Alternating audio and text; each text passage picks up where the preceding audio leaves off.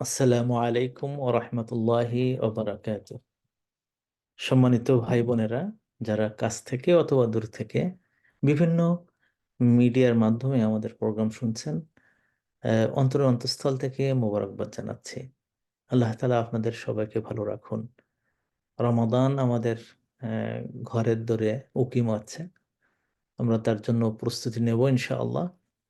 আমরা আল্লাহ তাআলা তৌফিক দিলে আগামী সপ্তাহ থেকে রমাদান কেন্দ্রিক প্রোগ্রামগুলো করব, এবং আমরা চাইলে ইনশাআল্লাহ আহ, আপনারা যদি ইচ্ছা করেন এবং আপনারা যদি পরামর্শ দেন, আল্লাহ তাআলা যদি তৌফিক দান করেন আমাদের, রমজানে আমরা এবার একটা নতুন ধরনের প্রোগ্রাম নেব মনে করছি। নতুন ধরনের প্রোগ্রাম মনে মনে করছি। সেই প্রোগ্রামটা থাকবে, গত রমজানে যেমন আমরা একটা বড় প্রজেক্ট নিয়ে কাজ করেছি। সেই প্রজেক্ট হলো যে আরজা আয়াতিল কোরআন, কোরআনের মধ্যে যে আয়াতগুলো সবচেয়ে বেশি আশা দেয়। আমরা নাম দিয়েছিলাম নিরাশ আধারে আল্লাহ তুমি যে আশার নূর। নিরাশ আধারে আল্লাহ তুমি যে আশার নূর, এটা আমরা গতবার করেছিলাম। এবার আমরা সিদ্ধান্ত নিয়েছি ইনশাআল্লাহ, যদি আপনারা রাজি থাকেন, যে আমরা রমাদানের ওই রকম এমন একটা সময় আমরা নির্ধারণ করব, যে সময় আমাদের সব ভাই বোনেরা এখানে অংশগ্রহণ করতে পারে। তো এবার করব যে ওই রকমই, তবে হাদিস থেকে যে হাদিসগুলো আমাদের আশা দেয়, আমাদের নিরাশ মনে আশা জায়গায়, সেইগুলো নিয়ে আলোচনা করব ইনশাআল্লাহ। আহ, শুরু হবে। আমরা আহ, এখন যে বিষয়গুলো নিয়ে আলোচনা করছি সেটা হলো যে আল কোরআনুল কারীমে যে দাম্পত্য জীবন, বিবাহিত জীবন, নারী পুরুষের দুজনের যে সম্মিলিত জীবন, এই জীবনে আমরা আলোচনা করব যে এই জীবন সম্পর্কে কোরআন কি বলেছে। যতদিন লাগে লাগুক, কারণ আমরা একটা থিমেটিক তাফসির শুরু করেছি। থিমেটিক তাফসিরের বিষয় হলো যে এই সংক্রান্ত কোরআনে যা যা আছে সবগুলোকে নিয়ে আসা সামনে। তো এই জন্য আপনারা আবার সময় নিয়ে এ করেন না যে উস্তাদ এক একটা বিষয় নিয়ে এত লম্বা আলোচনা করেন কেন। কারণ আমি চাই যে ওই বিষয়টায় গোটা কোরআনে যে সমস্ত বর্ণনাগুলো আছে সবগুলোকে এক জায়গায় নিয়ে এসে আপনাদের সামনে তুলে ধরা। আমি যতটুকু গুনাহগার হিসেবে যতটুকু বুঝি সেগুলোকে সামনে নিয়ে আসা, এবং আপনারাও এর থেকে বুঝবেন ইনশাআল্লাহ, এটাই আমরা আশা রাখি। তো আমি যদি এই মুহূর্তে আমি একটা দাবি করি আপনাদের কাছ থেকে, যে আপনারা যারা এখানে আছেন, আহ, ফেসবুকে হোক অথবা জুমে হোক, যারা যারা আছেন, যাদের যাদের সুযোগ আছে, ফেসবুকে অ্যাক্সেস আছে অথবা অন্য কোনো মিডিয়ায়, তো আমাদের এই প্রোগ্রামটা, এই লাইভ প্রোগ্রামটাকে আপনারা শেয়ার করে দেন। শেয়ার করে দেন, আশা করা যায় যে এটা হাজার হাজার লোকের কাছে পৌঁছবে ইনশাল্লাহ। তো এই মুহূর্তে এই কাজটা আমরা সবাই করে নেই। যাদের যাদের সুযোগ আছে তারা সব আমরা এখন এই শেয়ারটা করে নেব। আমি খুব আনন্দিত যে মাঝে মাঝে দেখি যে শেয়ার সংখ্যা অনেক হয়েছে। তার মানে বোঝা যায় যে আমি এই কথাগুলো বললে সবাই একটু গুরুত্ব দেয়। আমাদের অ্যাডমিনের পক্ষ থেকে বলা হয়েছে যে আমরা আমরা যখন আলোচনা শুরু করব তখন যেন এই কাজটা একটু করি ইনশাআল্লাহ। সম্মানিত ভাই বোনেরা, আমরা আলোচনা করছিলাম যে কোরআনে দাম্পত্য জীবনের যে সুখের ব্যাপারে যে সমস্ত রিকোয়ারমেন্ট অথবা এই নির্দেশনাগুলো আল্লাহ তাআলা আমাদের মাঝখানে দিয়েছেন, সেগুলোকে একটু আমাদের সামনে নিয়ে আসা। এটা অর্থ এরকম নয় যে শুধু কোরআন নিয়ে থাকা, এখানে হাদিসেও আমরা আলোচনা করব, ওলামাদের কথাও আমরা নিয়ে আসবো, যাতে করে এটাকে বুঝতে যে আমাদের জন্য সহজ হয়। সহজ এটা এই জন্য আনি নাই যে মানে আমরা আরো কঠিন বিষয় আরো কঠিন করব না, আমরা সহজ করার চেষ্টা করব। আমরা আগে আলোচনা করেছিলাম সূরা নিসার আহ, আয়াত নিয়ে, যেখানে আল্লাহ তাআলা আমাদের বিয়ের পারমিশনের ব্যাপারগুলো কথা বলেছিলেন। সেখানে আল্লাহ আমাদের দেখাইছিলেন যে একটা সামাজিক সমস্যা হলে, সাধারণ না কিন্তু, সাধারণ অবস্থায় না, যদি কোনো সামাজিক সমস্যা হয়, পলিটিক্যাল আনরেস্ট হয়, অথবা সামাজিক ইনস্টেবিলিটি দেখা দেয়, আহ, ও মানে সমস্যা দেখা দিচ্ছে, যে হয় কোনো একটা কারণে পুরুষের সংখ্যা হ্রাস পেয়েছে, যেমন এখন সিরিয়াতে সাংঘাতিক পুরুষ সংখ্যা কম, এরপরে আফগানিস্তানে, তারপরে হলো আহ, এতে ইরাকে, তারপরে হলো লিবিয়াতে পুরুষের সংখ্যা অনেক কম, যুদ্ধবিগ্রহের কারণে বিভিন্ন তো সেখানে এইরকম সমস্যা যদি দেখা যায়, যেখানে কিছু মহিলা পাওয়া যাবে যাদের কোনো জায়গা নেই, না স্বামীর জায়গায় যেতে পারছে, না বাবা পাওয়া যাচ্ছে, বাবা মারা গেছে, না ভাই আছে তাদের যে ভাই দেখাশোনা করবে, তো তখন তাদের ক্ষেত্রে আল্লাহ তাআলা বলেছেন, ওয়াইন খিফতুম, যদি তোমাদের ভয় আসে, ফিল ইয়াতামা, এতিমদের ক্ষেত্রে, এরকম কিছু মহিলা যারা একেবারে অসহায় হয়ে গেছে, তখন তাদের ক্ষেত্রে আল্লাহ তাআলা আমাদেরকে দুই দুই তিন তিন চার চার বিয়ে করতে, তাদেরকে আশ্রয় দেওয়ার জন্য আল্লাহ তাআলা বলছেন। তবে ওটা তো খুব কঠিন, কঠিন, দুই দুই তিন তিন চার চার বিয়ে করে অত চারটিখানি ব্যাপার না। ওটা ওখানে একজন পুরুষের অর্থনৈতিক, সামাজিক, ব্যক্তিগত, পার্সোনাল, মানে শারীরিক, মানসিক সব ধরনের ফিটনেস থাকে দরকার। তো এই যে ফাইন খিফতুম আল্লাহ তাআদিলু, তোমাদের যদি মানসিক সমস্যা থাকে, একটা হলো খেফতুমের জায়গায় মানসিক সমস্যা, আল্লাহ তাআদিলু, তো আদল করতে পারবে না, এটা সামাজিক এবং অর্থনৈতিক সমস্যা থাকে, ফা ওয়াহিদাতান, তাহলে একটা। তো এর দ্বারা বোঝা যায় যে বিয়ে একটাই হলো ডিফল্ট। আর যদি সমস্যা দেখা দেয়, তখন যে দুই দুই তিন তিন চার চার, ওটা সমস্যার ক্ষেত্রে, সমস্যা মোকাবেলার জন্য। এখন এইগুলো নিয়ে এখন আমাদের সমাজে অনেক সমস্যা হলো, এই যে আমরা মনে করে নিয়েছি ডিফল্ট হলো দুই দুই তিন তিন চার চার, না, ওটা ভুল কথা। ডিফল্ট হলো যে আল্লাহ তাআলা যেমন আজকে বলতেছেন, আজকের এই আয়াতগুলোকে নিয়ে আসলে আপনারা ডিফল্ট কি, মানে একজন পুরুষ অথবা একজন নারী, এদের বিয়ের সংখ্যার ক্ষেত্রে আল্লাহ প্রদত্ত নিয়ম কি, সার্বজনীন নিয়ম, ডিফল্ট নিয়ম, সেটা কি, সেটা আল্লাহ তাআলা তিনটে সূরাতে নিয়ে আসছেন এখানে। আল্লাহ তাআলা সূরা রুমের 21 নম্বর আয়াতে বলছেন, আউযু বিল্লাহি মিনাশ শাইতানির রাজিম, ওয়ামিন আয়াতিহি, ওয়ামিন আয়াতিহি আন খালাকা লাকুম মিন আনফুসিকুম আজওয়াজা লিতাসকুনু ইলাইহা ওয়া জাআলা বাইনাকুম মাওয়াদ্দাতান ওয়া রাহমাহ ইন্না ফি যালিকা লাআয়াতিন লিকওমি ইয়াতাফাক্কারুন। এই আয়াতটা, এখানে আল্লাহ তাআলা বলছেন অমিন আয়াতিহি, আল্লাহর নিয়ামতের যে সমস্ত নিদর্শন সমূহ আছে, নিদর্শন সমূহ, কিসের নিদর্শন তো বলেনি, তার নিদর্শন, আল্লাহর অস্তিত্বের নিদর্শন, আল্লাহর নিয়ামতের নিদর্শন, আল্লাহ তাআলার ফেভার, তিনি যে ফেভারিটি দান করেন তার নিদর্শন, মানে যতগুলো নিদর্শন আপনি আল্লাহ কেন্দ্রিক দেখতে চান, আল্লাহর নিয়ামতের নিদর্শন দেখতে চান, আল্লাহ তাআলা যে আপনাকে লুক আফটার করেন তার নিদর্শন দেখতে চান, আল্লাহ যে আপনাকে ভালোবাসেন তার নিদর্শন দেখতে চান, আল্লাহ যে আপনার পরিবারকে লম্বা করে দেবেন তার নিদর্শন দেখতে চান, আল্লাহ যে আপনার ঘরকে জান্নাতের বাগিচা বানিয়ে দিতে পারেন তার নিদর্শন দেখতে চান, এই অমিন আয়াতিহি, তার অনেকগুলো নিদর্শনের একটা নিদর্শন এই কি, আন খালাকালাকুম, যে তিনি সৃষ্টি করেছেন, খালাকালাকুম, তোমাদের জন্য, তোমাদের জন্য। তো এই লাকুম শব্দের অর্থ হলো এই, যে লাকুমের দুটো অর্থ হয়, একটা হলো যে লাম লিতামলিক, যে তোমাদের মালিকানায়, আয়াত্তাধীনে, তোমাদের আয়াত্তের, করায়ত্তের মধ্যে, তোমাদের অ্যাবিলিটির মধ্যে, তোমাদের এমনভাবে দেওয়া হয়েছে যে তোমরা ওর মালিকানা পেয়ে যাচ্ছ, লাকুম, তোমাদের মালিকানার জন্য, যেন এমন একটা ইয়ে থাকে যে তোমারই, একমাত্র তোমারই, আর কারণ না। চিন্তা করে দেখেন, একজন মা, তার একজন, আমার আমার মেজো ভাই, আমার ছোট ভাই, আমার পাঁচ বোন, আবার আমার যাদেরকে আরো আমার আম্মা মানুষ করেছেন, তাদেরও ভাগ হয়ে যায়, ভাগ হয়ে যায়, মা আমার মা, আমার মা আমার মা, কিন্তু বোর ক্ষেত্রে লাখুম, তোমাদের, তোমাদেরই, তোমাদেরই, তোমাদের জন্যই।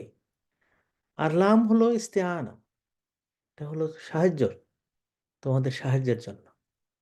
তাহলে বিয়ের একটা দারুণ একটা মোটিভ পাওয়া যাচ্ছে এই আয়াতের মধ্যে, এ খালাকা লাকুম, তোমাদের জন্য। এই মোটিভটা কি, যে হয় তোমাদের মিল্কিয়াতের অর্থ যদি দান করে তোমাদের তোমাদেরই হাতে থাকার জন্য, তোমাদেরই, তোমাদেরই, এই যে বলে না just for you, just for me, এই সমস্ত কথাগুলো আর কি। আমি শুধু তোমাকেই ভালোবাসি, এই যে তোমাকেই, তোমাকেই, এই শব্দগুলোতে এই অর্থ দান করে। দ্বিতীয় অর্থ হলো ইস্তিআনা। মানুষ একাকী বসবাস করতে পারে না, সে মেয়ে হোক ছেলে হোক, তখন তার জন্য দরকার হয়, তার সাহায্যের দরকার হয়, বিভিন্ন ধরনের সাহায্য, মনের, চোখের, হাতের, মুখের, বিভিন্ন ধরনের সাহায্যের দরকার হয়। এই জন্য খালাক্কা লাকুমের এই আরেকটা অর্থ আমরা এখানে আনি। এরপর আল্লাহ তাআলা বলছেন মিন আনফুসিকুম, তোমাদের নফস থেকে, তোমাদের নফস থেকে আল্লাহ তাআলা সৃষ্টি করেছেন তোমাদেরই জন্য। তোমাদের এই এই এই সৃষ্টিটা অন্যরকম, এটা অন্য ধরনের সৃষ্টি। আল্লাহ তাআলা কোরআনের মধ্যে বলছেন যে গরু বছর তোমাদের জন্য তৈরি করছেন, জমিন তোমাদের জন্য তৈরি করছেন, কিন্তু এইটা একটা আলাদা ধরনের। এই যে সমস্ত আসমান জমিন আপনার জন্য তৈরি করেছেন, খালাকালাকুম মা ফিল আরদি জামিআন, জমিনে যা কিছু আছে তোমাদের জন্যই তৈরি করেছেন, আসমান জমিন তোমাদের জন্য তৈরি করেছেন। ও সাখখারা লাকুম মা ফিস সামাওয়াতি ওয়াল আরদ, আসমান জমিনে যা কিছু তোমাদের অধীন করে দিয়েছেন। এই যে তোমাদের, লাকুমের এইখানে জায়গাটা হলো আল্লাহ আলাদা। তাহলে আমাদের যে সম্পর্ক একটা গরুর সাথে আছে, একটা বিড়ালের সাথে আছে, একটা কুকুরের সাথে আছে, একটা গাছের সাথে আছে, হ্যাঁ, এ সম্পর্ক তৈরি হয় লাকুম শব্দটা দিয়ে। এমনও তো আছে আমার মানে আমি এটা তাজ্জব হয়ে যেতাম যে আমার আব্বার একটা কুকুর ছিল। তো আব্বা বাড়িতে একবার ডাকাতি হলো, তো সেই কুকুর নিজের জান বাজি রেখে আমার আব্বাকে বাঁচাবার জন্য চেষ্টা করেছে, এবং সেই কুকুর শেষ পর্যন্ত আঘাতও খাইছে, কিন্তু তারপর আমার আব্বাকে বাঁচাবার প্রাণ চেষ্টা করে গেছে। এই যে ভালোবাসাটা, এটা লাকুম। কিন্তু ওইটা না, আল্লাহ বলছেন মিন আনফুসিকুম, তোমাদের থেকে। তোমাদের থেকে এই কথাটা একটা মারাত্মক বায়বীয় কথা। বায়বীয় কথা মানে কি এটা, এটাকে এটাকে যদি আপনি মানে মেটেরিয়ালিস্টিক জগতে নিয়ে আসেন, তাহলে এর অর্থ করা খুব মুশকিল হয়ে যায়। ম্যাটেরিয়ালে আসলে সমস্যাটা কি, যে প্রথমত হলো যে আপনি কিসের থেকে তৈরি। আদম আলাইসাল্লাম সম্পর্কে আল্লাহ তাআলা বলছেন যে ইয়া আইয়ুহান নাসু তাকু রাব্বাকুমুল্লাযী খলাকাকুম মিন নাফসিন ওয়াহিদা, তোমাদেরকে সৃষ্টি করেছেন এক নফস থেকে, ওয়া খালাকা মিনহা যাওজাহা, এবং ওই নফস থেকেই বানাইছেন তার জোড়, হাওয়াকে। এখন এই নফস, বোঝা গেল যে আদম আলাইসাল্লাম সেই নফস প্রথমটাই। আদম আলাইসাল্লামের সৃষ্টিটা কোন জায়গা থেকে হাওয়াকে বানানো হয়েছে। আদম আলাইসাল্লামের সৃষ্টির দুটো পর্যায় আছে। প্রথম পর্যায়টা হলো মাটি, পানি, গরম, হ্যাঁ, বাতাস, এগুলো সবটাকে কাজ লাগানো হয়েছে। সেখানে মাটি ছিল মেন জিনিস, মেন জিনিস। তো এটাকে আল্লাহ তাআলা ফেরেশতাদের মাধ্যমে এক জায়গায় করেছেন, এটাকে পানি দিয়ে তাকে তিন বানিয়েছেন। তিন মানে হলো যে কর্দমাক্ত মাটি। এরপরে সেখান থেকে আবার একটু তিনুন লাজেব করেছেন, এই কর্দমাক্তটাকে একটু মানে শুকাইয়েছেন, তাহলে সেখানে তাপের দরকার হয়েছে, মানে সেখানে আগুন বলে যেটাকে। এই তাপ দিতে দিতে এই সাধারণ তাপে তো শক্ত হয় মাটি, তাই না? আপনারা তো মাটির জিনিসপত্র বানাইছেন, তো ওটা আপনি সূর্যের ওখানে রাখেন, রাখলে কিছু সাদা থেকে যায়, কিন্তু এটা শক্ত হয়ে যায়, এমন শক্ত হয়ে তা দিয়ে মানুষ মারলে ঢিলা বলি আর কি, ঢিল, তাদের মানুষ মরেও যেতে পারে। তো এরপরে এইটাকে আবার আল্লাহ তাআলা বলেছেন সলসল বানিয়েছেন, এমন করে শক্ত বানাইছেন যেখানে টোকা দিলে খটখট খটখট শব্দ হয়। কিরকম শব্দ হয়? কাল ফাখর, যেমন তৈজসপত্রের গায়ে দিলে যেমন খনখনে শব্দ হয় না, ওই রকম। তো এখান থেকে আরো বোঝা যাচ্ছে যে আগুনের আগে শুধু সাধারণ তাপ, দ্বিতীয় পর্যায়ে হলো আগুনের মতন তাপ। এরপরে যে এটা যখন মানুষের আকার ধারণ করলো, আল্লাহ তাআলা তখন এই মানুষটাকে তার গায়ে রক্ত দিলেন, মাংস দিলেন, মাসলগুলো তৈরি করে দিলেন, হাড়গুলো এই ভিতর থেকে হাড় হয়ে গেল, ওটা অটোমেটিক ওর ভিতর থেকে আল্লাহ তাআলার নির্দেশে ওই জিনিসগুলো হয়ে গেল, ব্রেন তৈরি হলো। এই এই যে মাটির তৈরি মূর্তিটাই আদমের রূপ ধারণ করে, আদম হয়ে যায়। তো আল্লাহ তাআলা হাওয়াকে ওই মাটির থেকে যখন বানাচ্ছিলেন সেখান থেকে বানায়নি। কারণ আদম আলাইহিস সালাম থেকে হাওয়ার পরেও মানে সৃষ্টিটা বলা হচ্ছে যে মিন নাফসিন ওয়াহিদা। নফস হয়ে যাওয়ার পরে। তো একজন মানুষ নফস হলো কখন? এইটা কিন্তু আমাদের চিন্তা করে বের করা দরকার। এই জায়গাটায় আপনি এবং আপনার স্ত্রীর সম্পর্কটাকে আপনি একটু মানে ডিফাইন করবেন এবং বোঝার চেষ্টা করবেন যে আপনাদের সম্পর্কটা কি? এই জায়গাটা আমরা অনেক সময় বুঝি না বলে গন্ডগোল হয়। যথেষ্ট গন্ডগোল হয়। আর এখন তো গন্ডগোল বাড়ছে আরো বেশি। হ্যাঁ? তো এখন ওই নফস যখন হয়ে গেল, এর আগ পর্যন্ত নফস ছিল না। এর আগ পর্যন্ত একটা মানে ফ্রেম ছিল। স্কেলেটন ছিল। স্কেলেটন তো সেখানে হাড় থাকে শুধু। কিন্তু এটা একটা ফ্রেম ছিল। এটা একটা মূর্তি ছিল। এটা মাটির তৈরি। যে এই মাটির তৈরির ভিতরটা কেমন ছিল সে সময় কোনো ফেরেশতা দেখেনি। এজন্য ফেরেশতার কাছ থেকে আসেনি। আল্লাহ তাআলা এটা বর্ণনা করেননি। তবে হাদিসে আসছে যে শয়তান একবার ওর ভিতরে গেল। যে কি বানাচ্ছে কি এটা? ভেতরে যেয়ে তারপরে দেখল যে সবটাই মুজাফফাফ। এটা হলো মুজাওয়াফ। মানে সবটাই হলো খালি। মুজাফফাফ না, মুজাফফাফ মানে শুকনো। আর মুজাওয়াফ মানে খালি। ভিতরটা সম্পূর্ণ খালি। ওর মনটা খুব খারাপ হয়ে গেল। আহারে! ভিতর খালি একটা মানব সত্তা তৈরি হচ্ছে। ভিতর খালি। হ্যাঁ, এরকম একটা পর্যায়ে চলে গেল। দারুণ ব্যাপার। এটাকে বলা হয় স্ট্যাচু। এটাকে একটা মূরতি। মূরত বলা হয় হিন্দু ভাষায়। আর বাংলা বলে মূর্তি এটা। এখন আল্লাহ তাআলা এই পর্যন্ত এখানে আল্লাহ তাআলার হাত ছিল। মানে হাত দেননি। হাত যেখানে দিয়েছেন তখন এইটা যে মানে এই এ মাটির তৈরি জিনিসটা তখন এটা আমাদের গায়ে যে জিনিসগুলো আছে, আমাদের গায়ে যে পদার্থগুলো আছে, যে এলিমেন্ট গুলো আছে, সেই এলিমেন্ট তৈরি হলো আল্লাহ তাআলার স্পর্শে। এবং ওইটাই আল্লাহ তাআলা বলছেন যে, "খালাকতু বিয়াদি" আমার হাত দিয়েই তৈরি করেছি। এর আগ পর্যন্ত ফেরেশতাদের নির্দেশ দেওয়া হয়েছে। মাটি নিয়ে আসতে হবে, কে নিয়ে এসে ওইটাকে পানি দেবে, কে পানি দেওয়ার পরে ওইটা যে স্তরণগুলো হয়েছে, স্তরগুলো হয়েছে সেগুলোকে সেই স্তরগুলোর প্রত্যেকটা জায়গায় আল্লাহ তাআলার নির্দেশও হয়েছে। কিন্তু এখানে আল্লাহ তাআলা হাত ব্যবহার করেছেন। যে আমি হাত দিয়ে তৈরি করেছি। এবং ওই সময় তিনি নফস হয়ে যান। এবং এই নফস যখন হয়ে যায়, যখন তার গায়ের মধ্যে রক্ত এগুলো আসলো, আল্লাহ তাআলা তখন আল্লাহ বললেন যে, "আমি তার মধ্যে মানে আমি নাফাখতু ফিহি মিন রূহি" আমার যে স্পেশাল রূহ আছে, রূহি মানে আমার রূহ। আমার রূহ মানে আল্লাহর রূহ না, তার যে স্পেশাল রূহ আছে। আবার মনে করবেন না যে মানে আল্লাহর দিকে ফিরাই দিলে ওইটাই বোধহয় সব। যে বাইতুল্লাহ যদি বলা হয়। বাইতুল্লাহ, আল্লাহর ঘর মানে এই কাবা ঘর আল্লাহর ঘর মানে আল্লাহ কি ওখানে থাকেন নাকি? নাউজুবিল্লাহ না। ওটা মানে সম্মানের। ওটা একটা আলাদা। ওই ঘরটা আলাদা ঘর। ওটা পৃথিবীর অন্যান্য ঘর থেকে আলাদা। এবং দেখবেন যে ওইটা আবার জান্নাতে থাকবে তো। এটা অন্যরকম। এটা আলাদা। তো যখন আমি আমার রূহকে এই মাটির মধ্যে দিয়ে দিলাম, তখন এটা নফসে পরিণত হয়ে যায়। আদম আলাইহিস সালাম তখন একটা নফস। তার একটা ব্রেইন আছে, তার চোখ আছে, তার কান আছে, তার বোধ আছে, তার বিবেক আছে, তার হার্ট বিট আছে।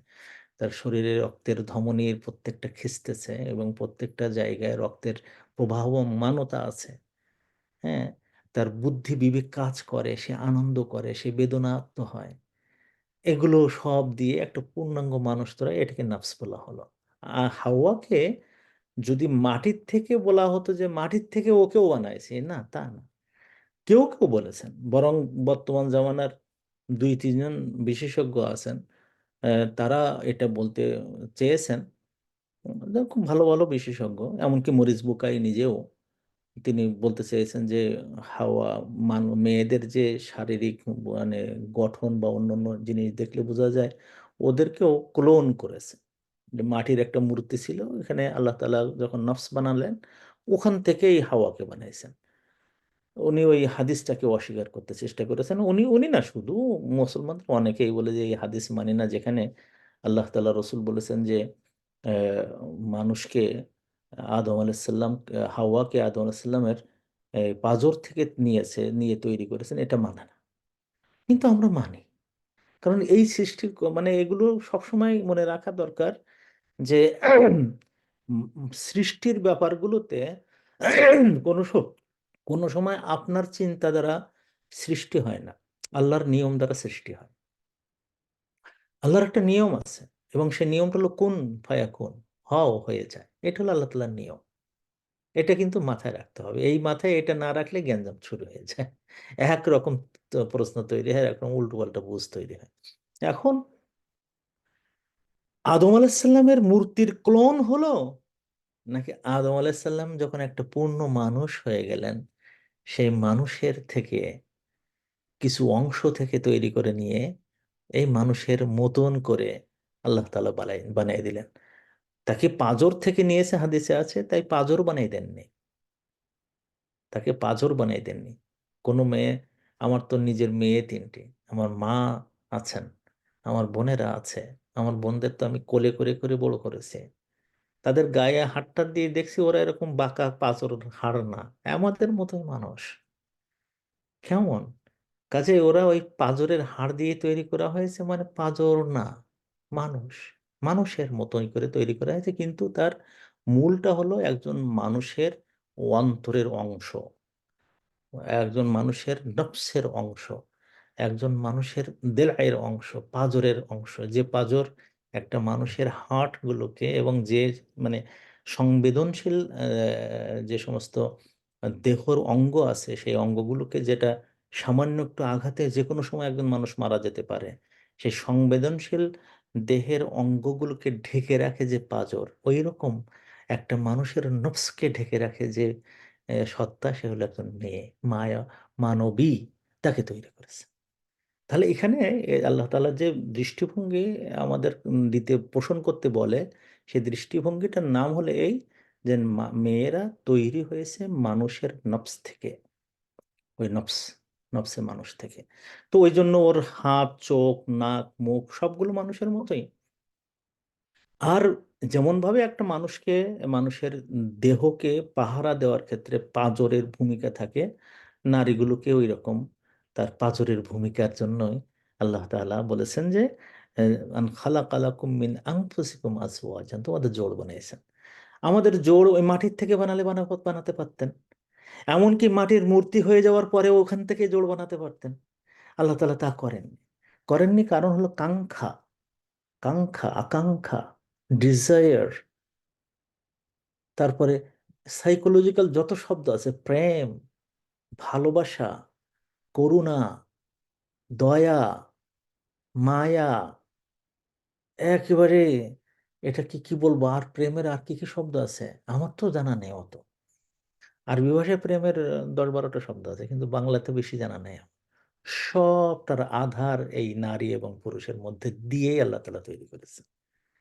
খালাকালাকুম মিন আনফুসিকুম আজওয়াজা।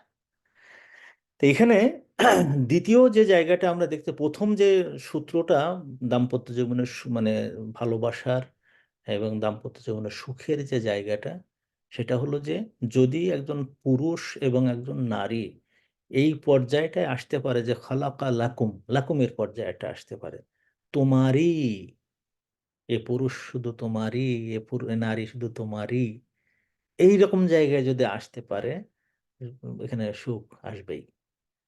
দ্বিতীয়ত হলো যে ইস্তেআনা, লামের যে অর্থ, তার মধ্যে একটা হলো একে অপরের সুখ দুঃখে থাকা।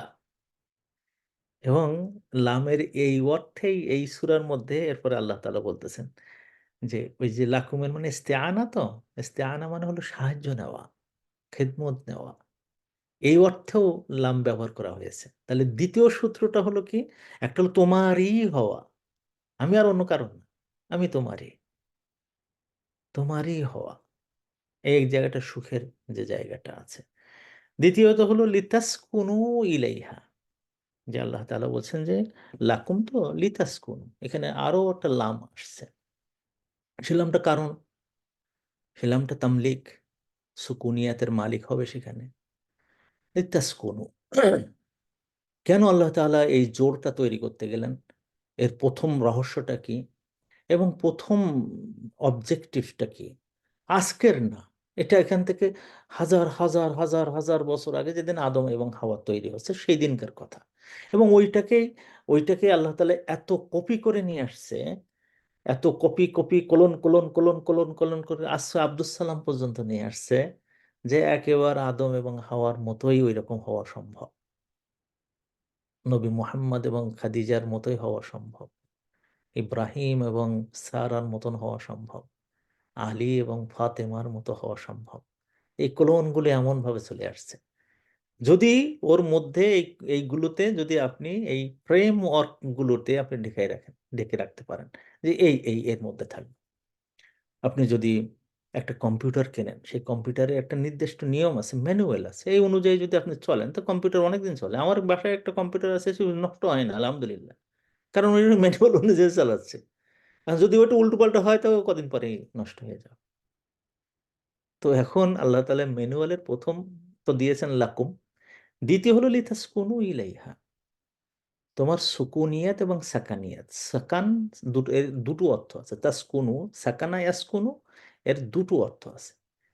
একটা হলো সুকুন, সুকুন মানে হলো মন্ত্রের প্রশান্তি। আর একটা হলো সাকান, দেহের জায়গা। সাকান মানে আমি ওই সাকানে বসে, আমার সাকান বা আমরা সাকিন কোথায় বলে ছোটবেলায় শুনতাম। ও ভাই তোমার সাকিন কোথায়, মানে তোমার যে যেখানে তোমার দেহটা থাকে, যে জায়গাটা রেস্ট নেয়, আড্ডা দাও, সুযোগ থাকে, ঘুমাও, ওটা সাকিন বলে, সাকান। তো এই সাকান যদি হয় এখানে দুটো, সুকুন মানে শান্তি। তো এখানে আল্লাহ তাআলা যে তাসকুনু ইলাইহা শব্দটা বলেছেন, এর দ্বারা দ্বিতীয় অর্থ সুকুনের অর্থ না গ্রহণ করা যায়। এই তাসকুনু ইলাইহা, তবে এই অর্থ আসল অর্থ নয়। আসল অর্থটা কি?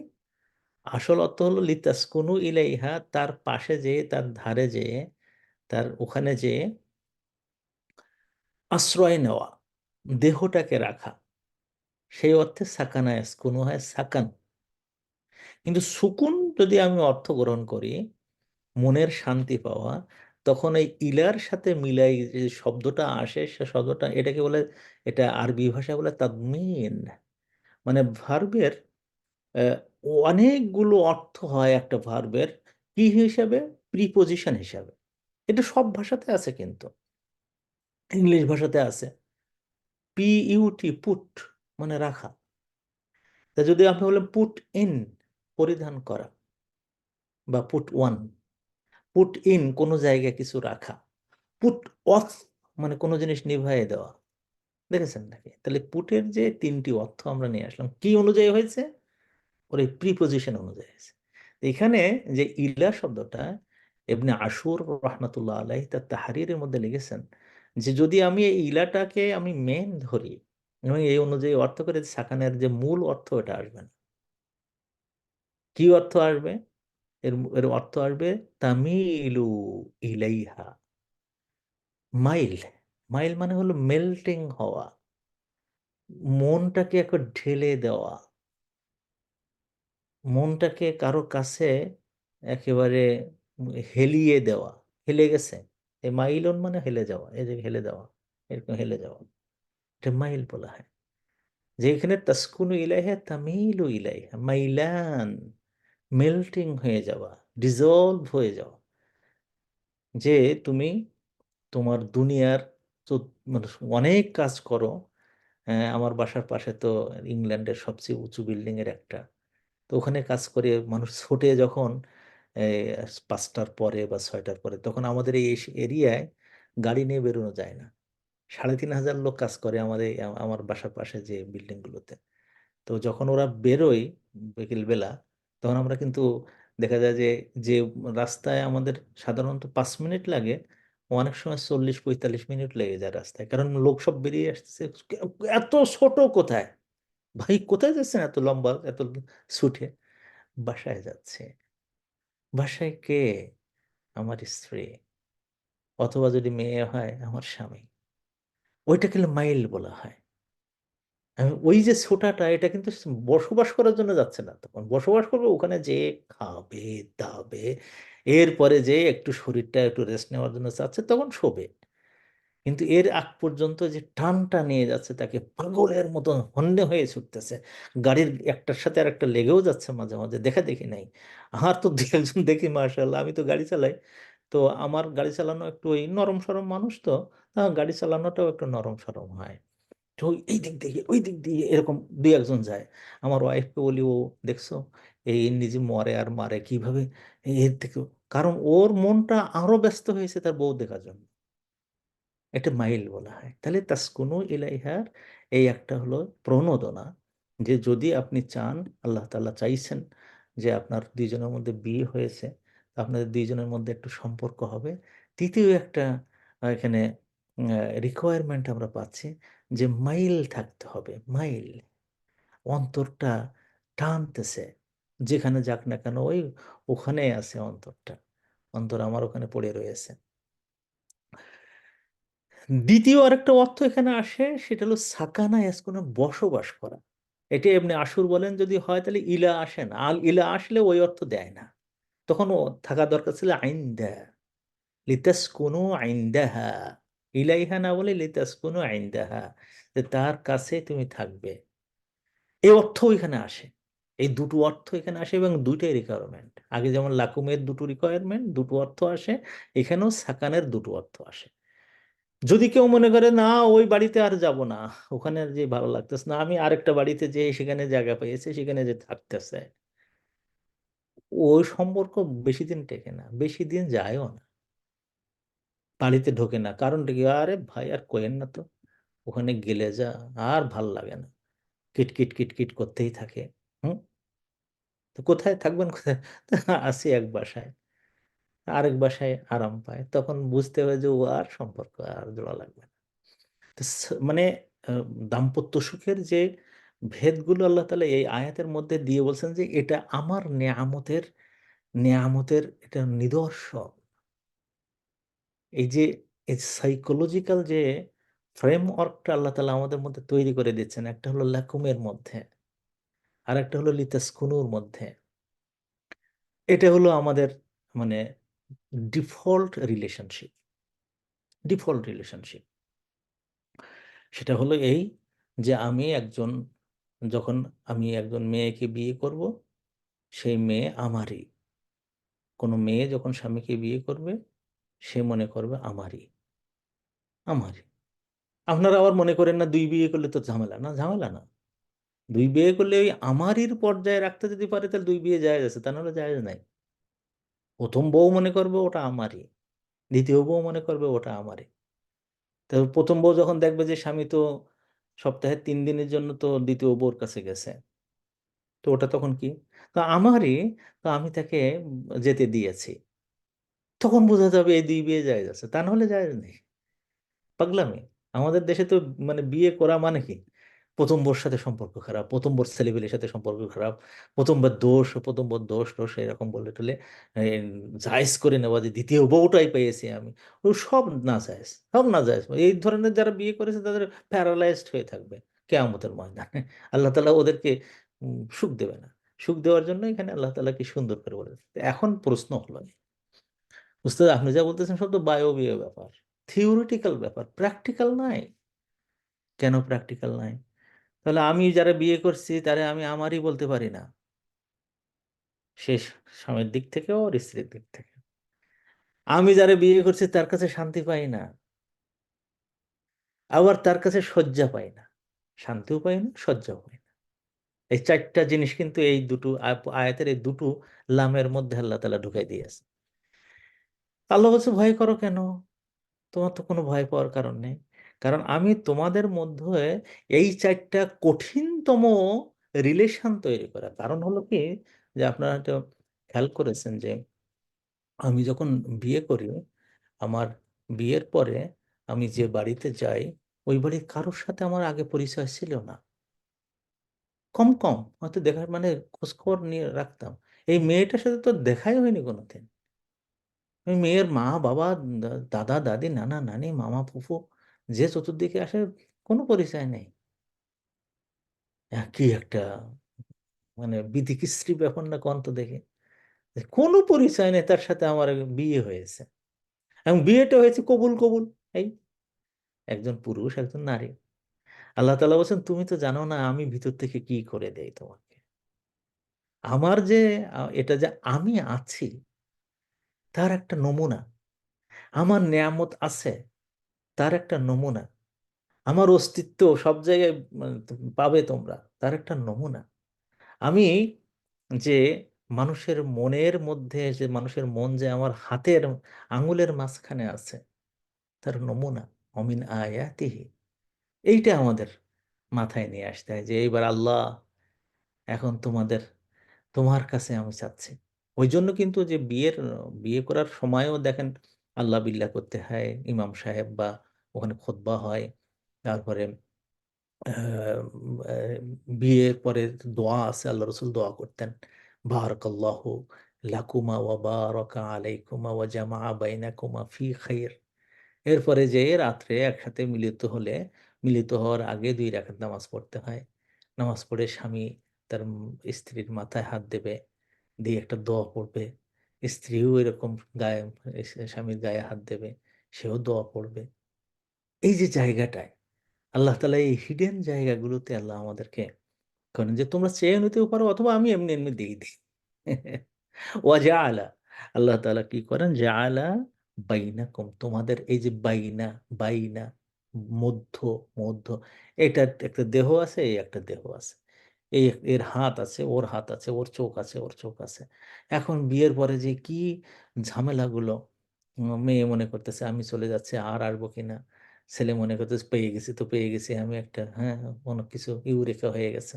সেখানে আল্লাহ তাআলা বলেন, এর মাঝখান থেকে আমি আরশ থেকে তোমাদের উপরে দিতে থাকি। ও যে আলা, আমি করে দেই কি বাইনা কম, তোমাদের মধ্যে দুটো সেতু বন্ধন তৈরি করে দেন। দুটো সেতু বন্ধন, দুটো বন্ধন তৈরি করে দেন। একটা বন্ধনের নাম দিয়েছেন মাওয়াদ্দাতুন, আর একটা বন্ধনের নাম দিয়েছেন রাহমাতুন।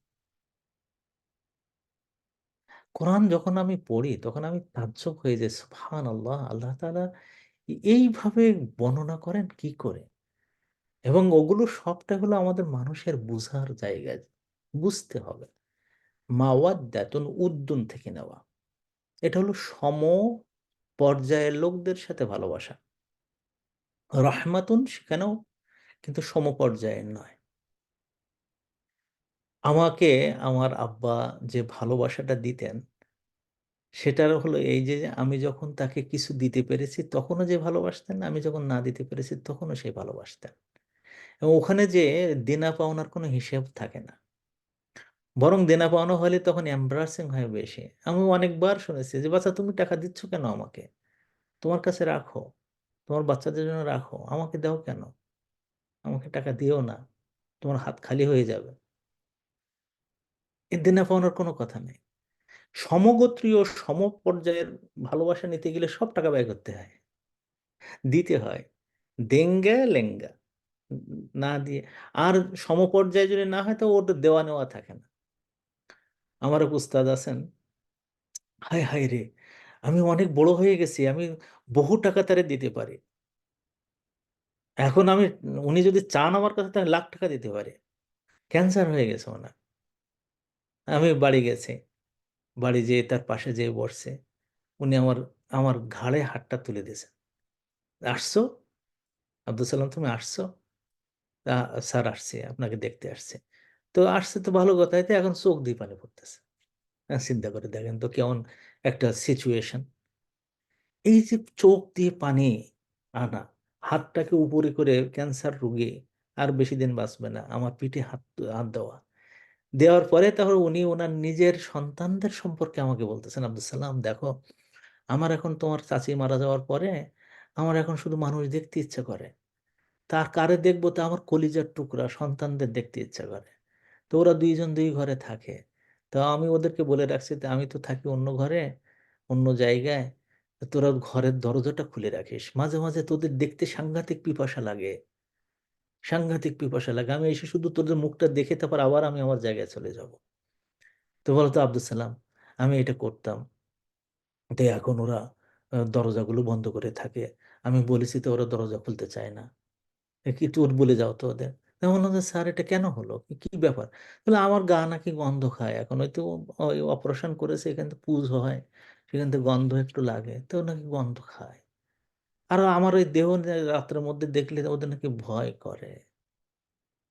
হ্যাঁ, এই যে টানটা, এই যে ভালোবাসাটা, এই হিসাবে তো এই লোকটাও ওদেরকে ঘৃণা করে বাড়ি থেকে বেরিয়ে যাওয়ার কথা ছিল না, বেরোচ্ছে না, ওদের দেখতে ভালো লাগে।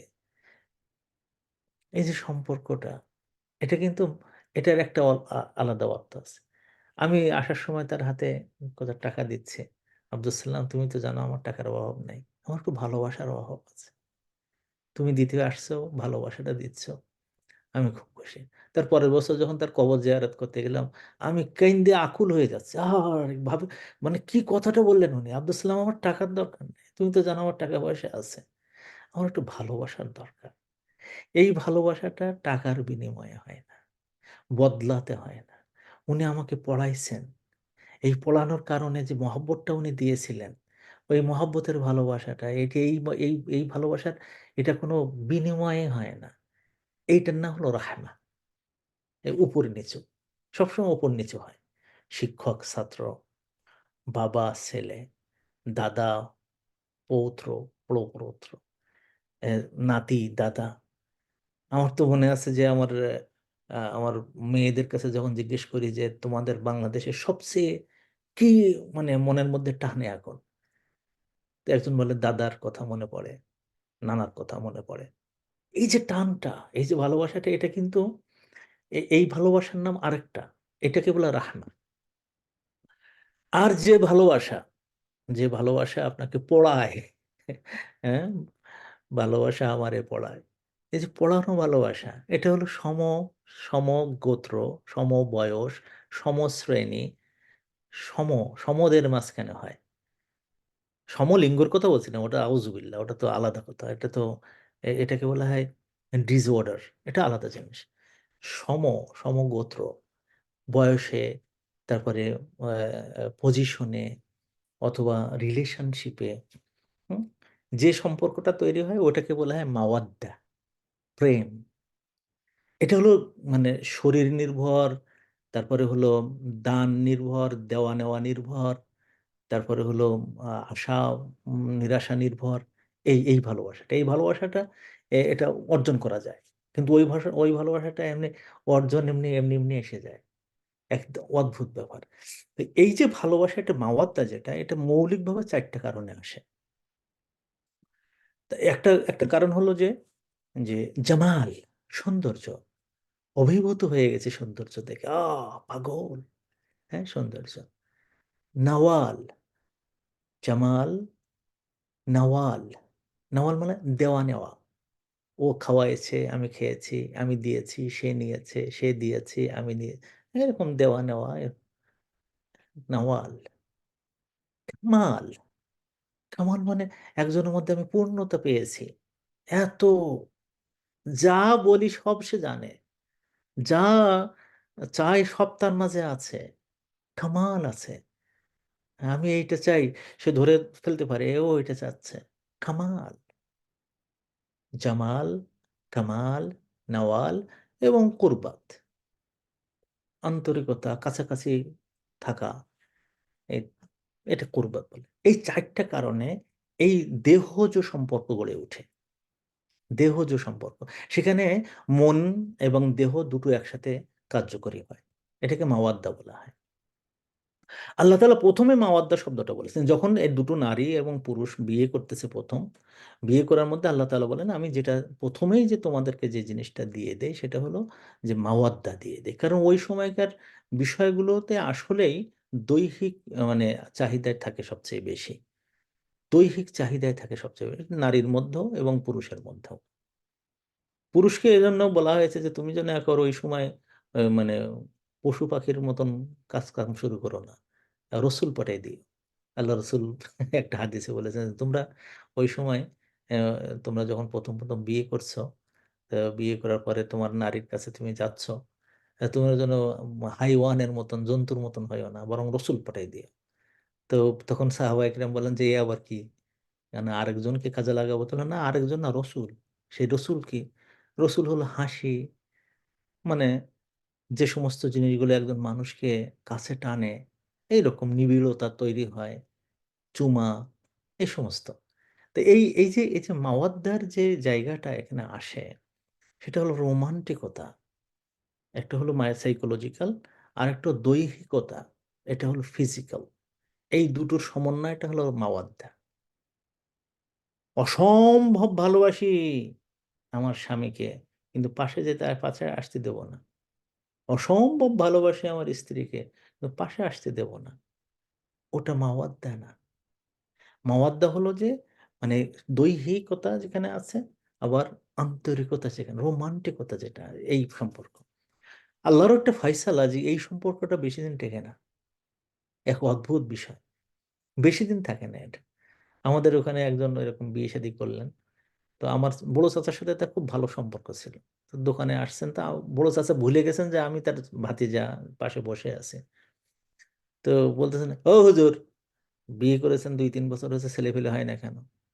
তো ওদের ওদের সম্পর্ক যখন কথা বলতেছেন, তো দোকানে তো আর কেউ নাই, ওনারা দুইজন আর আমি এই পাশে আছি। তো আমার চাচাটা ইগনোর করেছেন যে আব্দুল সালাম আছে, এটা ভুলে গেছেন, আর উনিও ইগনোর করেছেন, কারণ দুই বন্ধুর মধ্যে আলাপ আলোচনা যখন হয়, তখন অনেক সময় আশেপাশে কে আছে দেখে না।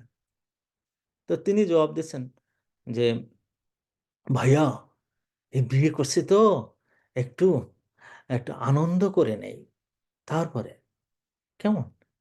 সেই লোকটারও দেখলাম, এ তো আমাদের গ্রামের, তো সেই জন্য গল্প করতে খুব সুবিধা। সেই লোকটারও দেখলাম যে এক পর্যায়ে এসে এই রোমান্টিকতা কমে যায়। এটা দীর্ঘস্থায়ী হয় না। রোমান্টিকতা, এটা মাওয়াদ্দা দীর্ঘস্থায়ী হয় না। আল্লাহ তাআলা বলছেন যে আমি জানি এটা, জেনেই তোমাকে এই মাওয়াদ্দার সাথে রাহমা দিচ্ছে।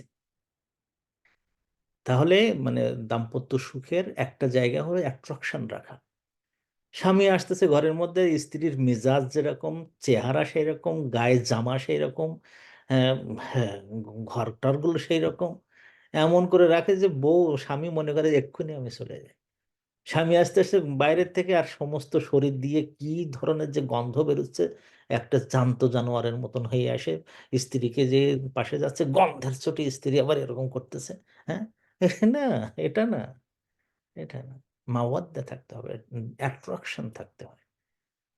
আল্লাহ রসুল সাল্লাহ সাল্লাম কোনো সময় যখন বাইরের থেকে আসতেন, সেটা যুদ্ধের থেকে হোক অথবা সফর থেকে, কোনো সময় এসে দরজা টোকা দিয়ে, হে, আমি এসে গেছি, নো।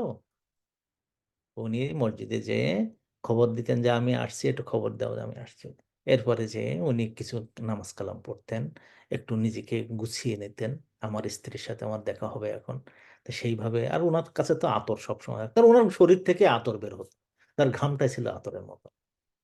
এরপরে একবার একজন জিজ্ঞেস করছে, আপনি এত দেরি করে যান কেন? তাহলে দেরি করে যায় এই কারণে, সে যেন চুল টুলগুলো আঁচড়ায় নিতে পারে, পোশাকগুলো যেন সুন্দর করে পরে নিতে পারে। আমি যার কাছে যাচ্ছি, সেও যেন এম্বারাসড না হয়।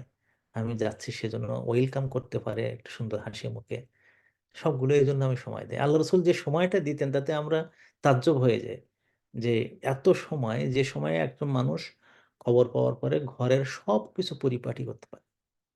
এই মাওয়াদ্দার একটা রিকোয়ারমেন্ট, এটা অ্যাট্রাকশন যেটা। এখন যদি আপনারা বলেন যে আমার স্বামী, আমার মানে আমি তো তার স্বামী, আমার গা দিয়ে যত গন্ধ বেরোক, আমার মুখ দিয়ে যত সিগারেটের গন্ধ বেরোক, নো, আল্লাহর রহমত পাবেন না ওখানে। আল্লাহর পক্ষ থেকে মাওয়াদ্দা পাবেন না ওখানে। কেমন? তো এই একটা একটা জায়গা, স্ত্রীরও ঠিক একই রকম। এই এই একটা জায়গায় মাওয়াদ্দার যে মানে কনসেপশনটা। দ্বিতীয়ত হলো এটা, এটা এমন ভাবে থাকতে হয় যে একজন আরেকজনের জন্য পাগল, একজন আরেকজনের জন্য পাগল হয়ে থাকে। যে মাছ যেমন পানির থেকে তুললে ছটফট ছটফট করতে থাকে, আরে আশ্চর্য ব্যাপার। এত মরে কেন? আমরা কাতলা মাছ তুলছিলাম পুকুর থেকে একবার, আরে বাবারে, বড় কাতলা মাছ আমার বড় চাচার পুকুরে, সেটা অনেক কেজি ওজন হয়েছে। তো তোলার পরে উপরে তুলে রাখছি, আর সে লাফ দিচ্ছে একবার আমার মানে কপাল সমান। আমি তখন বলছি, আহারে, পানির প্রতি ভালোবাসা। পানিতে তো এরকম লাফ দিতে কোনোদিন দেখি না। তো এরকম স্বামী স্ত্রীর ভিন্ন, একজন স্বামীর অবস্থা হবে সাংঘাতিক খারাপ, একজন স্ত্রীর অবস্থা হবে সাংঘাতিক খারাপ, ওই আবার এক জায়গায় না হওয়া পর্যন্ত ছটফট ছটফটানি থাকে। মাওয়াত্তা, ওই দ্যাট উদ্যম, এটা রিকোয়ারমেন্ট। যদি কারো কমতি থাকে, দেখবেন যে ঝামেলা শুরু হয়ে গেছে। আল্লাহ তাআলা এটা ভালোই জানেন যে এটার যেহেতু দৈহিক অ্যাট্রাকশন, তো থাকে, কিন্তু ওর যে প্রাইম, যেটা বিয়ে করার প্রথম যে দিনগুলোতে, এগুলো কিন্তু খুব দারুণ জিনিস, এই দিন, প্রথম দিনগুলো। এবং ওই জায়গায় আমাদের গন্ডগোল হয়। আল্লাহ রসুল সাল্লাহ সাল্লাম কোনো বাকেরাকে বিয়ে করে, কুমারী মেয়েকে বিয়ে করার পরে স্বামীকে বলে দিতেন 7 দিন তার ঘরে থাকবা, একদম বেরোবা না, এই নামাজ কালামের জন্য একটু বেরোনো ছাড়া, আর সবসময় ঘরে থাকবা 7 দিন। ব্যাপারটা কি? 7 দিন থাকতে হবে কেন? কারণ ওই সময়টা হলো ভালোবাসা বোঝার, মন বোঝার, আহ, জীবন বোঝার, একজন আরেকজনের সাইকোলজিকে অনুভব করার আসল সময়। বিয়ে করার পরে জামাই যায় এখানে, মেয়ে যায় ওখানে, নো, পাশে থাকা, একসাথে থাকা, এটা মাওয়াদ্দার জায়গা। এখন এইটা এক সময় যে এই অ্যাট্রাকশনটা কমে যায় কখন? যে সময় মেয়ে, মহিলাটা একটু দুর্বল ফিল করছে, সকালবেলা এমন বমি করছে যে মোটামুটি ভাবে আশেপাশে যথেষ্ট গন্ধ তৈরি হয়ে গেছে। একটা মেয়েকে ভালোবাসার জন্য এই সবগুলোই যথেষ্ট। ডাকতেছি তো ওঠে না সকালবেলা, আমি উঠতে পারতেছি না, আমার মাথা ঘোরে, যাও কোনো রকমের রাগ টাগ দেখে ডেকে তুললাম, তোলার পরে দিয়ে দৌড়ে যে টয়লেটে যে বমি। আহ, এই জায়গাটা দেওয়া নেওয়া থাকে না তো, এই জায়গাটা এ থাকে না, এই জায়গাটা স্বামীর মনে কষ্ট আসে, দের ঘোড়ার ডিম, কি বিয়ে করলাম, সব ফালতু। অথবা স্বামীর সাংঘাতিক অসুস্থ হয়ে গেছে, হঠাৎ করে ধরা পড়েছে তার শরীরে ক্যান্সার আছে। আ এই ঘোড়ার ডিম বিয়ে করলাম আমি, আমার কপালে কি এই ছিল না? আল্লাহ বলেন তখন আমি এমন একটা অবস্থা তৈরি করে, যেটার নাম রাহমা।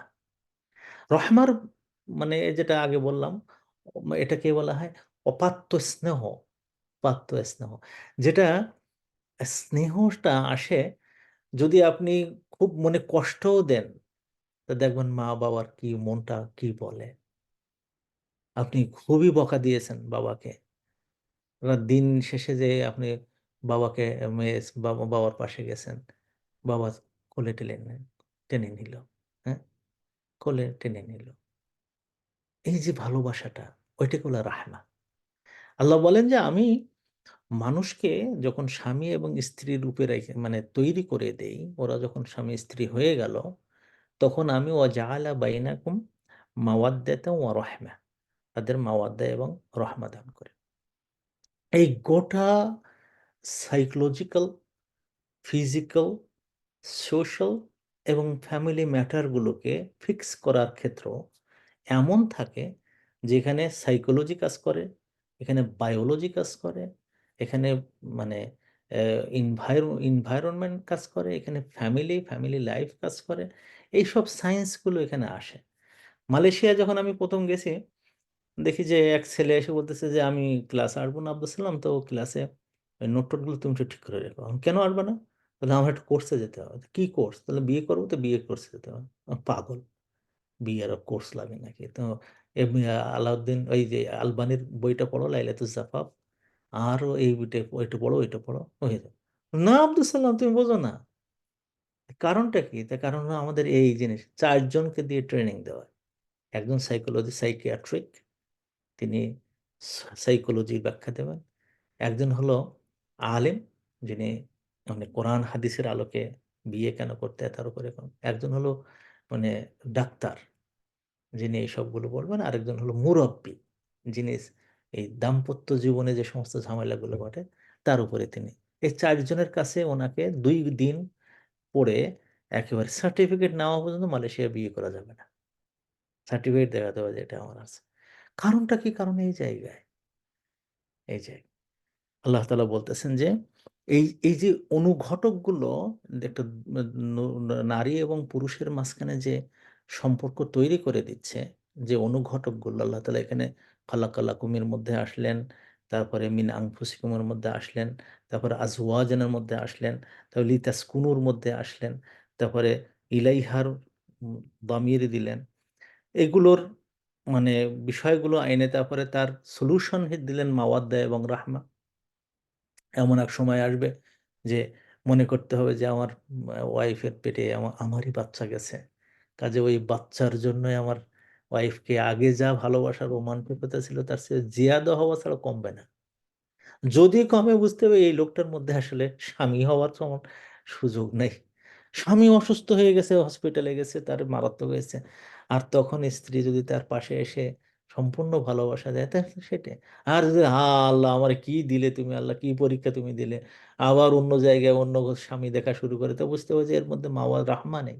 রাহমা ছাড়া রোমান্টিকতা আছে কিন্তু রাহমা নেই। আল্লাহ বলেন যে আমি স্বামী এবং স্ত্রীর মধ্যে এই দুটোই দিয়ে থাকি, এই দুটোই দিয়ে থাকি। আল্লাহ বলতেছেন এর পরে যে ইন্না ফি যালিকা, এই যে অনুঘটকগুলো আমি যা বললাম, যালিকা লা আয়াতিন, অনেকগুলো নিদর্শন আছে, একটা নিদর্শন না, অনেক। সত্যি তাই, এই বুড়ো বয়সে এসে অনেক রকম জ্ঞান ট্যান পড়াশুনো করতে করতে যেয়ে তারপরে দেখলাম যে ওই একটা স্বামী এবং স্ত্রীকে কেন্দ্র করে যে প্রাথমিক জীবনগুলো, 5-10 বছর, 20 বছর, 50 বছর, 100 বছর, এই যে চোখের সামনে থেকে দাদা দাদি চলে গেলেন আমাদের কাদায়, হ্যাঁ, নানা নানি চলে গেলেন, হ্যাঁ, কাদায় আমরা সব দেখলাম কি সুন্দর করে। বাবা মা চলে যায়, আমার আম্মা এখনো আলহামদুলিল্লাহ আছেন। তো এদের এই যে অবস্থাগুলো আল্লাহ আমাদের সামনে দেখায়, আমার জীবনটা দেখায়। এরপরে আমার সন্তানদেরকে আমাদের তারও বিয়ে শাদী করে দিতে হয়। মেয়ে হলে ছেলের সাথে, ছেলে হলে মেয়ের সাথে বিয়ে করে দিয়ে তাদেরকে আমরা দেখি। এই যে এখানে আল্লাহ তাআলা প্রথম নিয়ে আসে সম্পর্ক, এবং এই সম্পর্কের কারণে যে সম্পদ, যে মানে কি বলে দায়িত্ববোধ, এগুলো সব নিয়ে আসে। নিয়ে এসে তারপরে একসাথে এক জায়গায় খাইতে বসা, খেয়ে তারপরে সেখানে ওঠা, তারপরে মরে গেলে তার সম্পদগুলো সুন্দর করে বন্টন করা, বন্টন করে একে অপরে কি সুন্দর করে করে নিচ্ছে। সম্পর্ক সুন্দর, চাচা দুই চাচা একই রকম সম্পদ গোছে গোছে নেয়, তারপরে ফুফু আছে তারা সব একই রকম পায়। হ্যাঁ, এইসবগুলো আল্লাহ তাআলা বলছেন লা আয়াতিন লিকওমি ইয়াতাফাক্কারুন, আমার নিদর্শন আছে, এর মধ্যে নিদর্শন আছে। যে সংসারে এই দুই নর এবং নারী, যাদের মাঝখানে আল্লাহ তাআলা মাওয়াদ্দা এবং রাহমা দিয়েছেন, এইটাকে যারা মিস ইউজ করেছে তারা সব জায়গায় যে ইনস্টেবিলিটির শিকার হয়। যারাই, এজন্য আল্লাহ রসুলের একটা সুন্দর কথা আছে, বাররু আবা আকুম তাবররু আবনা উকুম তাবররুকুম আবনা উকুম, তোমরা তোমাদের বাবা মার সাথে সুন্দর ব্যবহার করো। ওইটা ওইটা একটু পরেই, কিছুদিন পরেই ওটা ইনহেরিট হচ্ছে, এটা ট্রান্সফার হচ্ছে তোমার সন্তানের মধ্যে, তাহলে তোমার সন্তানও ঠিক ওই রকম আচরণ করবে তোমার সাথে। আমি মাঝে মাঝে এই হাসি যে আমার মেয়েদের কাজ কাম দেখে। সেদিন আমার মেয়ে কোনো একটা কাজে এমন ব্যবহার করছে, তা আমি হো হো করে হেসে উঠছে। বলছে, তুমি হাসো কেন? তাহলে আল্লাহ রে, তোর এই কাজটা আমার ভালো লাগেনি, কিন্তু ঘটনা ঘটছে ঠিক এই কাজটা আমি আমার আম্মার সাথে করছিলাম, আর সেইটাই দুনিয়ায় আমারে আল্লাহ তাআলা পাওয়াই তারপরে কবরে নেবে। এই যে আল্লাহ তাআলা কেন আয়াত বলেছেন, কারণ এখানে এই যে অনুঘটকগুলোকে, আমি তোমারই খালাকালাকুম, অথবা আমার মিল্কিয়াতের মধ্যে, অথবা আমার উপকারের মধ্যে, যদি ওই প্রথম স্বামী স্ত্রী দেখায়, তার সন্তান তার সন্তান তার সন্তানের মধ্যে ট্রান্সফর্ম হতে থাকে, হতে থাকে, হতে থাকে। কি ভালোবাসা, কি সুন্দর সম্পর্ক, পরকীয়া নাই। কারণ কি, আমি ওখানে দেখছি তো দুইজন কি অবস্থায় চলে আসতেছে। এই যে এই যে অবস্থাটা তৈরি হওয়া, এই একটা আয়াতের মধ্যে আল্লাহ তাআলা এরকম করে করে শব্দগুলো দিয়ে ফুল সাজাইয়েছেন গোটা পরিবারের সঙ্গে। এক একটা ফুল এক এক সময় ফুটতেছে। হ্যাঁ, গন্ধ, এক একটার গন্ধ এক এক রকম। আয়াতগুলো থেকে পড়ে তারপরে দেখা যায় যে একটা বাগিচা, ফ্যামিলির বাগিচা একটা আয়াতের মধ্যে আল্লাহ নিয়ে আসছেন। এক অদ্ভুত আয়াত, এক অদ্ভুত আয়াত। আজকে আর থাক। আমরা ইনশাআল্লাহ এই এরকম আয়াত যতগুলো আছে কোরআনের মধ্যে, দাম্পত্য জীবনের সুখের সুঘ্রাণ পাওয়ার জন্য যতগুলো ফুল আল্লাহ ফুটিয়েছেন কোরআনের মধ্যে, সেই ফুলগুলো আপনাদের সামনে তুলে এনে সাজিয়ে দেব। আপনারা শুধু এগুলো নিয়ে আপনাদের জীবনে কাজে লাগাবেন। আমি সহ আল্লাহ তাআলা আমাদের সবাইকে কবুল করে নেন। রমজান মাস আসতেছে, কিউএনএস একাডেমি যে কাজটা করে, এবার নিয়াত করেছি আমরা 1,000 ঘরে, 10টার জেলায় 1,000টা ঘরে আমরা এবার তাদের বলে দেবো যে শুধু ইবাদত করবা, চিন্তা করা লাগবে না, শুধু ইবাদত করবা, চিন্তা করা লাগবে না। এই জন্য 1 মাসের খানি আমরা তাদের হাতে তুলে দিয়ে আসবো। একেবারে গরিব, প্রান্তিক, সাংঘাতিক গরিব, শুধু বলবো তোমার এই এই মাসে তোমরা আর কষ্ট কষ্ট করো না, এই খানাটা তোমাদেরকে দিলাম। এরকম বাংলাদেশে বহু আছে। তো আমরা মাত্র 10টা জেলায় পারবো বলে নিয়েছি। আলহামদুলিল্লাহ, আমি গত সপ্তাহে বলার পরে দেখলাম যে এ পর্যন্ত আমার ছোট ভাই মোকাররম সে আমাকে বললো যে উস্তাজ প্রায় 200-র মতন আসছে, ওয়াদা আসছে। তা আপনারা যত তাড়াতাড়ি দেবেন আমরাও তাড়াতাড়ি ওদের কাছে, আমরা চাই যে রমজানের 2 দিন আগে তাদের ঘরে আমরা দিয়ে আসবো। রমজান শুরু হলে যে সবটা ঠিক একই সব, কিন্তু এমন কিন্তু মনে করবেন না যে আমরা আগে দিচ্ছি কেন, দিলে তো সব কমে যায় না। কারণ ওরা সারা রমজান ধরে খাবে, তো ওইটা একেবারে রমজানের যে 700 গুণ সব, ওই সবটা পেয়ে যাচ্ছেন। এজন্য আপনারা যারা এ করেন, আমরা কিন্তু আবার দ্বিতীয় রমজানের পরে আমরা নেব না। না, তৃতীয় রমজানের পরে টাকা দিলেও আমরা নেব না, কারণ আমাদের পক্ষে সম্ভব হবে না। এই জন্য যারা দিতে চান 3,200 বাংলাদেশি টাকা, যদি কেউ মানে পাউন্ডে দিতে চান তাহলে 25 পাউন্ড, যদি কেউ ডলার অথবা ইউরোতে দিতে চান তাহলে এটা $30 অথবা ইউরো। এটা আপনারা আমাদের কাছে পাঠিয়ে দিলে আমরা আমরা অলরেডি দোকানদারদেরকে বলে রাখছি যে আমরা অর্ডার দেব, তোমরা সব প্রস্তুত থাকো, এই জিনিসগুলো তোমাদের দোকানে আনা শুরু করো। যারা সস্তায় দেবে, এরকম গতবারও যারা দিয়েছিল এরকম বলে রাখতেছি আমরা, আপনারা টাকা দিয়ে দেবেন, সঙ্গে সঙ্গে এটা শুরু হয়ে যাবে। তো আপনারা আল্লাহ তাআলার রহমতে আহ, আপনারা, হ্যাঁ, আমাদের নাহিদা আক্তার আপা, জি, আপনার টাকা পাওয়া গেছে আলহামদুলিল্লাহ, আল্লাহ তাআলা কবুল করুন। এরকম মানে আমি তাজ্জব হয়ে গেছি, গতবার আমরা চাইছিলাম আহ, মানে কত, 500, পরে দেখা গেল যে শেষ পর্যন্ত আপনারা 622-25 জনের মতন দিয়েছেন। তো এবার আমরা বেশি আমরা এ করতেছি না, আমরা যতটুকু পারবো আমাদের লোকজন, ওখানে এমনও লোকজন আছে যে সমস্ত ভাই বোনেরা এই হেল্পটা করে, তারা 1 পয়সা নেয় না পকেট থেকে। আপনাদের পক্ষ থেকে যে টাকা দেন সেই টাকাটা আমরা মানুষের কাছে পৌঁছে দিয়ে আসি। আল্লাহ তাআলা আমাদের কবুল করুন।